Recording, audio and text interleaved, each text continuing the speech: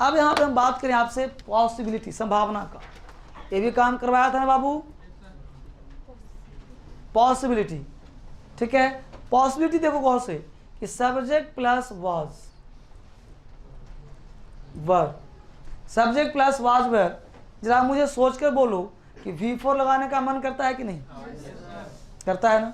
अब बताओ V4 है तो एक्टिव वॉइस की पैसिव वॉइस? टेंस का नाम बोलो। V3 आ सकता है कि नहीं? एक्टिव की पैसिव? टेंस का नाम बोलो। इसके बाद नाउन आ सकता है कि नहीं? एडजेक्टिव आ सकता है कि नहीं? इसमें कहते हैं नॉर्मल, नॉर्मल सेंटेंस। इसका पैसिव नहीं बनता। ठीक है, no passive. Subject plus was verb plus verb का फोर्थ फॉर्म, V4 मतलब वर्ब का फोर्थ फॉर्म, ING फॉर्म। ए भी ऊपर लिखा है ऑक्सिलरी वर्ब, आराम से देखो, ऑक्सिलरी वर्ब पास्ट कॉन्टिन्यूअस। यानी अगर हम वाज वेयर के बाद ऑक्सिलरी वर्ब का या V4 का प्रयोग करते हैं तो उसे कहते हैं एक्टिव वॉइस और टेंस का नाम पास्ट कॉन्टिन्यूअस। अगर हम वाज वेयर के बाद V3 का प्रयोग करते हैं तो पैसिव वॉइस हो जाता है, टेंस का नाम सिंपल पास्ट। अगर हम वाज वेयर के बाद नाउन का प्रयोग करते हैं, एडजेक्टिव का प्रयोग करते हैं तो नॉर्मल वाक्य होता है, इसका पैसिव वॉइस नहीं बनता। अब मुद्दा उठता है कि से एग्जाम्पल देखते हैं गौर से, तो लिखो 3-4 एग्जाम्पल।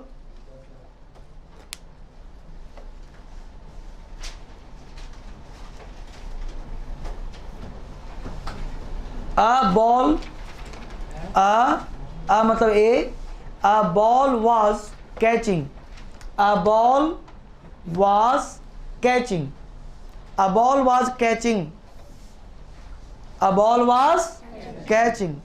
जो लिखा है वही बोल रहा हूं, अ बॉल वाज कैचिंग। दूसरा, अ बॉल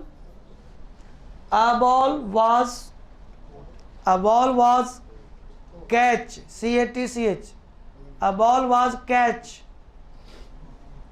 तीसरा, a ball was catched, CATCHED, a ball was catched। यही एग्जाम में पूछा है एक बार CPO में, a ball was catched। तीसरा लिखो। चौथा लिखो, a ball was caught, a ball was caught, a ball was caught। पांचवा लिखो, he was catching a ball, he was catching a ball,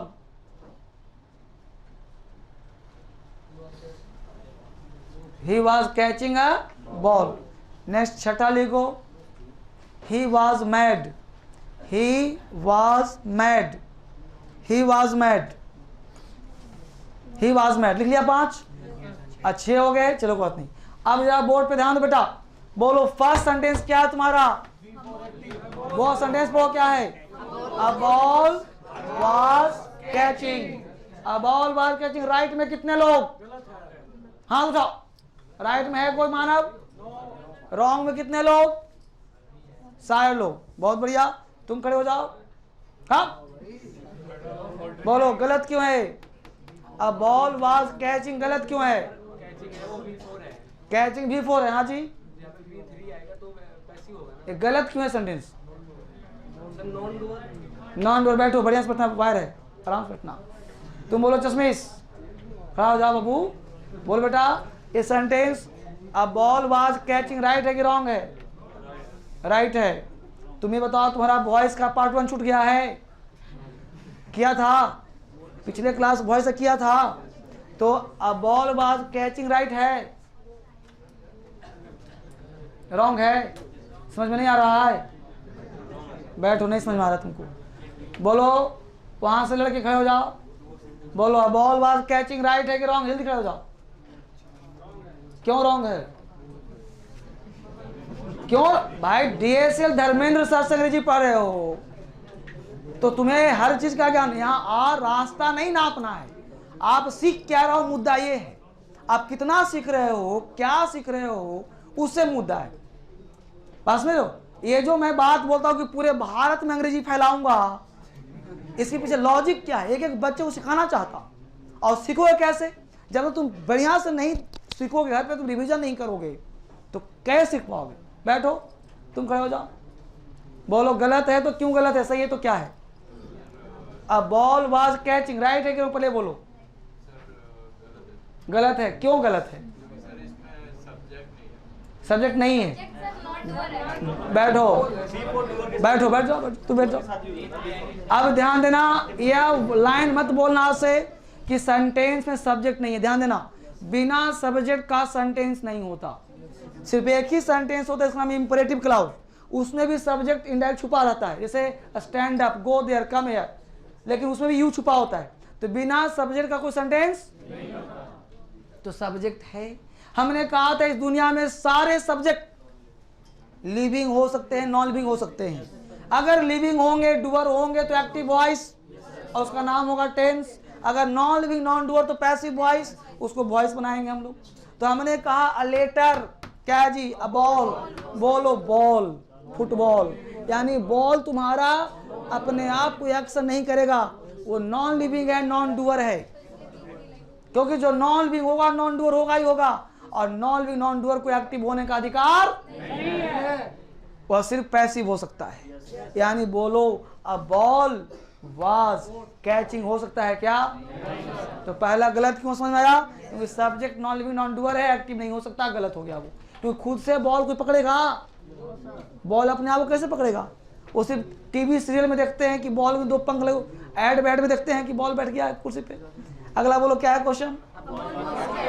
a ball was catch. यहाँ तुम्हारा catching सही नहीं हो रहा, कैच कैसे हो जाएगा? सुना गलत क्यों हुआ? क्योंकि ये इज ए मार वाज वेयर के बाद यही तीन चीज आ सकता है। इस तीन के अलावे चौथा कुछ भी आएगा वो कटेगा। कॉन्फिडेंस से बोलना है कि यही तीन आएगा, चौथा आएगा तो चलो कर दिया। दूसरा, तीसरा बोलो क्या है? अ बॉल वाज कैच्ड, और कैच नामक शब्द डिक्शनरी में नहीं होता। ये पूछा है क्वेश्चन एग्जाम में, कैच का बोल देगा कैच्ड, तो कैच्ड कोई वर्ड, इस वजह से कटेगा वो। अगला है ball was caught. A ball was cot, बोलो राइट हुआ कि नहीं हुआ? किसी को रॉन्ग लग रहा है? A ball was caught, a ball was caught. अगला बोलो बाबू, he was catching a ball. तो ही बोलो डूअर, ही बोलो लिविंग, तो लिविंग भी है, डूअर भी है, तो आईएनजी आएगा ना। यही मेन चीज सीखना है, इसी को आर्ट कहते हैं। अगर ये सीख गए तो तुम्हें खेलना आ जाएगा। तो बॉल चार ऊपर खेल रहा है दो बच्चा, तो तभी तुम सीखोगे अंग्रेजी, कॉन्फिडेंस आएगा। एक्टिव से पैसिव तो बच्चों का खेल है जी, लेकिन तुम्हें पहचानना आ जाए। तुम हिंदू पेपर पढ़ोगे, हिंदू बिना पैसिव वॉइस नहीं समझ पाओगे। पास में रहो तो तुम्हारा दिल कहता है कि तुम नहीं सीखोगे, और धर्मेंद्र सर चाहते हैं कि तुम्हें सिखा दिया जाए। और सीखोगे कैसे? जब तक अंदर से कॉन्फिडेंस नहीं आएगा। डर को मिटाना पड़ेगा। अगला बोलो क्या है line? He was mad, right हो गया। He was normal, he was mad, पागल था वो। यहां तो देखो बाबू, तो बोलो सिंपल प्रेजेंट, सिंपल पास्ट दोनों हो गया। पार्ट 1 देख लेना, पार्ट 2 हो गया। चलो आगे लिखो प्रेजेंट कॉन्टिन्यूअस। जिन बच्चों का क्लास छूट गया है वो यूट्यूब पे जाके पार्ट 1 देख लेना, उसमें डल रहा है, ठीक है? आगे बढ़ो, लिखो प्रेजेंट कॉन्टिन्यूअस। Present continuous. अब प्रेजेंट कॉन्टिन्यूअस पढ़ने से पहले कुछ कंसेप्ट जान लो। कंसेप्ट क्या है वो देखो, पहले लिखाऊंगा बाद में, पहले देखो बोर्ड पे। जहां कहीं भी तुम्हें वर्ब का फोर्थ फॉर्म मिल जाए, चाहे कॉन्टिन्यूअस हो चाहे ना हो, टेंस तुमको आता हो चाहे नहीं आता हो, अगर V4 तुमको दिख गया है एक्टिव वॉइस में, तो तुम्हें बस तलाशना है कि बीइंग कहां लगा है, आईएनजी ढूंढना है, और यही V4 को तुमको चेंज कर देना है V3 में। इसी को पैसिव वॉइस कहते हैं, इसको एक्टिव वॉइस कहते हैं। तुमको EJMR नहीं चेक करना। तुम्हारे क्वेश्चन में V4 दिया ना, तो तुम क्या 4 ऑप्शन ढूंढोगे? बीइंग प्लस V3, क्योंकि 4 ऑप्शन तुम्हें गुमराह कर देता है। तुम्हें आंसर निकालना है। तो जहां भी तुम्हें एक्टिव में 4 ऑप्शन देता है सीपीओ में, एसएससी में, तो जहां मिल जाए वहां निकाल दो। यूपीएससी में राइटिंग पूछता है तो उसके लिखना सिखा रहा हूं, समझा? अब देखते हैं स्ट्रक्चर पूरा। तो हेडिंग बनाओ प्रेजेंट कॉन्टिन्यूअस, बना लिया? प्रेजेंट कॉन्टिन्यूअस, बोलो स्ट्रक्चर।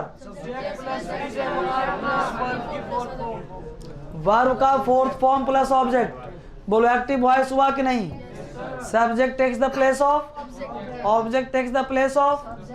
अब ध्यान देना बेटा, जिसमें एक्सिलरी वर्ब नहीं होता उसके अगले टेंस के लेते पढ़ा था, और जिसमें होता है उसको हूबहू उतार देते हैं, इसको हूबहू नीचे उतार देंगे। Is am are clear? Any form the verb should be change into, लेकिन बीइंग होगा ना बाबू, इसको कर देंगे ना V3, आफ्टर V3 बाय आएगा ना, बाय के बाद ऑब्जेक्ट आएगा ना।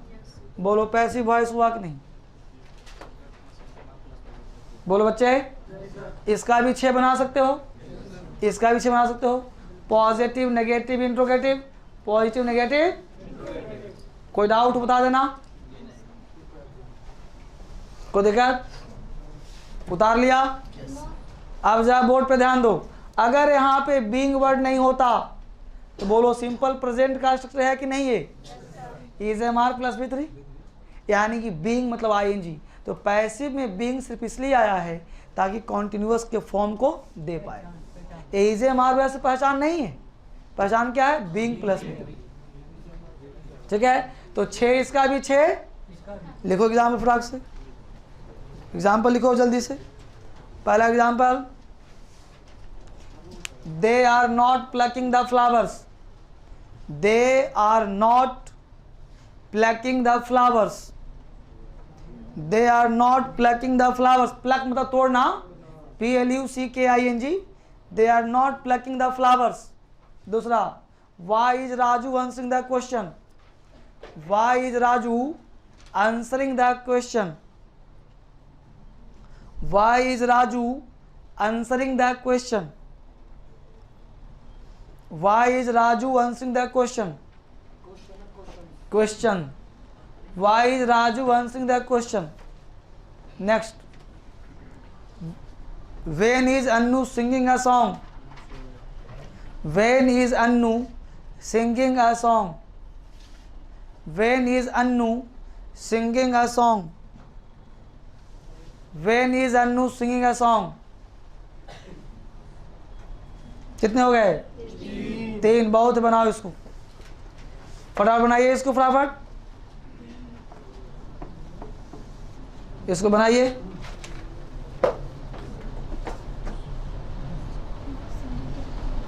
चलिए आगे बढ़ते हैं।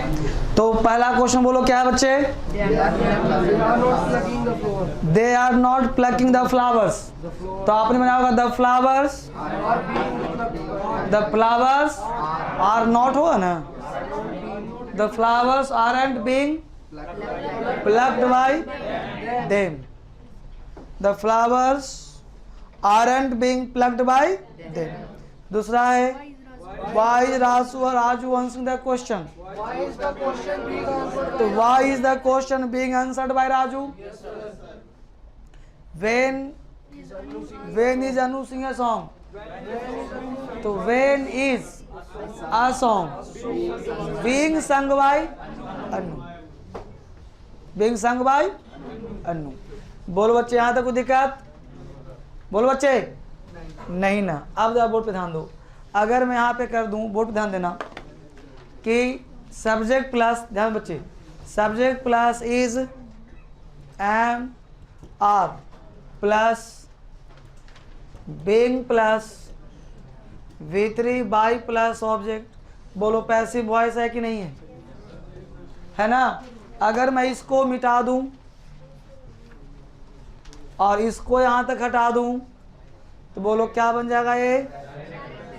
अब मैं लिख रहा हूं, बार बार नहीं लिखूंगा, यानी किसी में भी बाई नहीं लगा हो तो उसे कहेंगे हम, तो फिर लिख दे रहा हूं, इसे कहेंगे डायरेक्ट पैसिव, इसे कहेंगे स्पोकन एंड रिटेन इसे कहेंगे एग्जाम्स। एग्जाम में पूछताछ करें फटाफट। सुना रहा है, डायरेक्ट पैसिव है। अब मान लो उतार दिया इसको, no sir. Is am are being plus V3।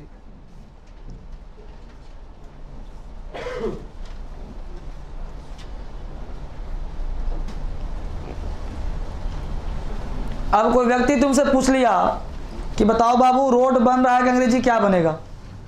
Road बन रहा है। अब रोड बन रहा है तो पहला दिमाग तुम्हारा जाएगा रोड पर कि भाई रोड तो नॉन लिविंग है, खुद से कैसे बनेगा? मतलब ये एक्टिव का वाक्य नहीं है। तो रोड बन रहा है, the road is being repaired. Example लिख लो, the road is being repaired. The road is being repaired,